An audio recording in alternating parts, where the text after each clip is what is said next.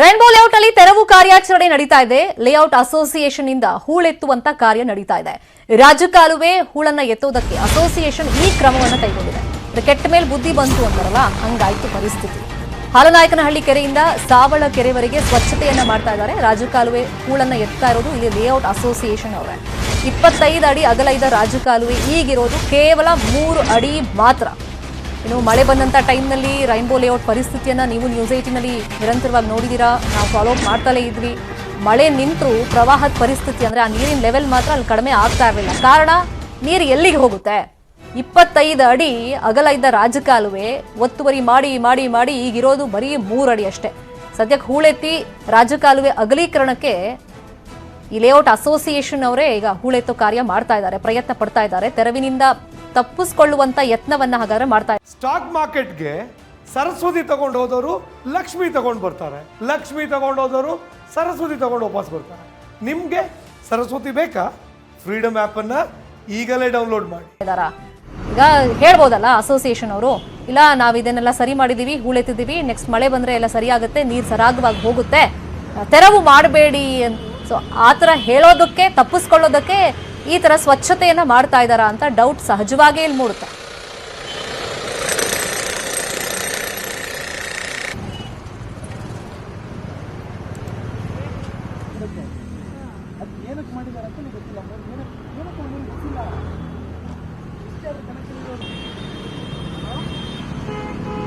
ಇದೇ ವಿಚಾರವಾಗಿ ಮತ್ತಷ್ಟು ಮಾಹಿತಿಯನ್ನು ಕೊಡೋದಕ್ಕೆ ನೇರ ಸಂಪರ್ಕದಲ್ಲಿ ಕನೆಕ್ಟೆಡ್ ಇದ್ದಾರೆ ನಮ್ಮ ರಿಪೋರ್ಟರ್ ಆಶಿಕ್ ಮುಲ್ಕಿ.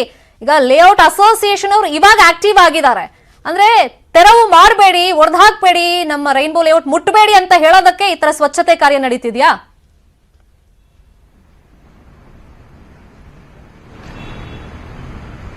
ಶರ್ಮಿತಾ, ಹೌದು. ಅದು ಯಾವಾಗ ಕಂದಾಯ ಇಲಾಖೆಯಿಂದ ರೈನ್ಬೋ ಡ್ರೈವ್ ಲೇಔಟ್ಗೆ ಒಂದು ನೋಟಿಸ್ ಬರುತ್ತೆ, ಅವಾಗಿಂದ ರೈನ್ಬೋ ಲೇಔಟ್ ಅಸೋಸಿಯೇಷನ್ ಅವರು ಈ ಒಂದು ಕೆಲಸ ಕೇಳಿತಾರೆ. ನಾವು ದೃಶ್ಯಗಳು ಕೂಡ ನೋಡ್ತಾ ಹೋಗ್ಬೋದು. ಯಾವಾಗ ಕಂದಾಯ ಇಲಾಖೆಯಿಂದ ನೋಟಿಸ್ ಬರುತ್ತೆ ಅವತ್ತಿಂದಲೇ ತಾವೇ ಮುತುವರ್ಜಿಯನ್ನು ವಹಿಸಿ ಸ್ವತಃ ಮುಂದೆ ನಿಂತು ರಾಜಕಾಲುವೆ ಏನು ಒತ್ತುವರಿ ಆಗಿತ್ತು, ಏನು ಹೂಳು ತುಂಬಿಕೊಂಡಿತ್ತು, ಅದೆಲ್ಲವನ್ನು ಕೂಡ ಕ್ಲೀನ್ ಮಾಡುವಂತ ಕೆಲಸವನ್ನ ಸ್ವತಃ ರೈನ್ಬೋ ಡ್ರೈವ್ ಲೇಔಟ್ ಅವರೇ ಮಾಡ್ತಾರೆ. ಸದ್ಯಕ್ಕೆ ಇಲ್ಲಿ ಸುಮಾರು 40% ಕೆಲಸ ನಡೆದಿದೆ, ಇನ್ನೂ ಕೂಡ ನಡೀತಾ ಇದೆ. ಈ ಒಂದು ರಾಜಕಾಲುವೆ ಏನಿದೆ, ಇದು ರೈನ್ಬೋ ಲೇಔಟ್ ನ ಹಿಂಭಾಗದಲ್ಲಿರುವಂತಹ ಹಾಲನಾಯಕನಹಳ್ಳಿ ಕೆರೆಯಿಂದ ಮತ್ತೆ ಮುಂಭಾಗದಲ್ಲಿರುವಂತಹ ಸಾವಳ ಕೆರೆಗೆ ಕನೆಕ್ಟ್ ಆಗಬೇಕು ರಾಜಕಾಲುವೆ. ಆದ್ರೆ ಈ ರಾಜಕಾಲುವೆಯನ್ನ ಸಂಪೂರ್ಣವಾಗಿ ಒತ್ತುವರಿ ಮಾಡಿಕೊಂಡು ಇವರು ತಮಗೆ ಬೇಕಾದಂಗೆ ತಿರುವನ್ನ ಕರುಸನ್ನ ಕೊಟ್ಕೊಂಡು ಲೇಔಟ್ ಅನ್ನು ನಿರ್ಮಾಣ ಮಾಡಿರುವಂತದ್ದು.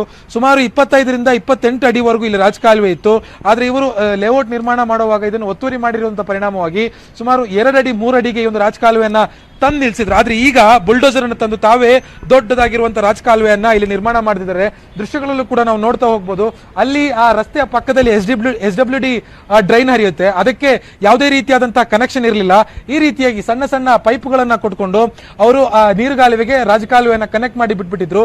ಒಂದು ಮಳೆಗಾಲದಲ್ಲಿ ಕೆರೆ ನೀರು ತುಂಬಿ ಕೋಡಿ ಹರಿಯುವಾಗ ಈ 2 ಪೈಪ್ಗಳಿಂದ ಎಲ್ಲಿ ನೀರು ಹೋಗುತ್ತೆ ಅನ್ನುವಂಥದ್ದು ಕೂಡ ಯಕ್ಷ ಪ್ರಶ್ನೆ. ಹೀಗಾಗಿ ಇದೆಲ್ಲವನ್ನು ಕೂಡ ತೆರವು ಮಾಡಿ ಸ್ವತಃ ರೈನ್ಬೋ ಡ್ರೈವ್ ಅಸೋಸಿಯೇಷನ್ ಅವರೇ ಇದೀಗ ದೊಡ್ಡದಾಗಿರುವಂತಹ ಸ್ಪೇಸ್ ಅನ್ನ ಇಲ್ಲಿ ಕ್ರಿಯೇಟ್ ಮಾಡಿ ಮುಂದಿನ ಮಳೆಗಾಲಕ್ಕೆ ಯಾವುದೇ ರೀತಿಯಾದಂತಹ ಇಲ್ಲಿ ನೆರೆ ಪ್ರವಾಹ ಉಂಟಾಗಬಾರದು ಅನ್ನೋ ನಿಟ್ಟಿನಲ್ಲಿ ಈ ಕ್ರಮವನ್ನು ತೆಗೆದುಕೊಳ್ತಾ ಇರುವಂತದ್ದು. ಶರ್ಮಾ.